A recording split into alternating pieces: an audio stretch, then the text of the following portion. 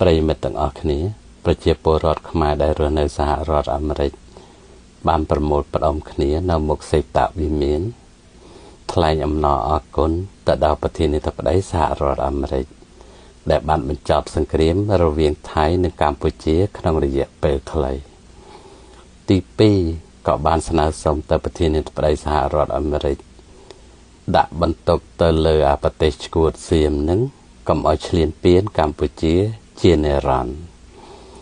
ទី3ក៏បានស្នើសុំឲ្យប្រធានាធិបតីសហរដ្ឋអាមេរិកប្រមានទៅប្រទេសឈួតនោះ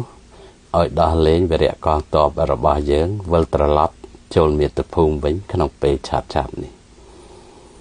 ប្រជាពលរដ្ឋកម្ពុជាយើងមាន17លាននាក់ក៏ប៉ុន្តែមានសេចក្តីក្លាហានហ៊ានលះបង់ជីវិតការពារប្រទេសជាតិប្រជាជនថៃមាន70ផ្លាយលានមានសភាវុធទំនើបដូចជាយន្តហោះ F-16 យន្តហោះស៊ុយអែត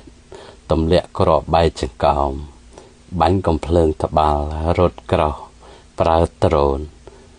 ទម្លាក់ផ្សែងពុលគីមីមកលើប្រជាជនកម្ពុជាកំទេចហេដ្ឋារចនាសម្ព័ន្ធរបស់កម្ពុជាពិភពលោកបានឃើញច្បាស់ថាប្រទេសកម្ពុជាយើងមិនធម្មតាហើយក៏ល្បីឈ្មោះពាសពេញពិភពលោកមិនអន់ជាងរុស្ស៊ីនិងអ៊ុយក្រែនព្រមទាំងអ៊ីស្រាអែលនិងអ៊ីរ៉ង់ចាប់ពីថ្ងៃនេះតទៅពិភពលោកស្គាល់ថា Where is Cambodia អរគុណ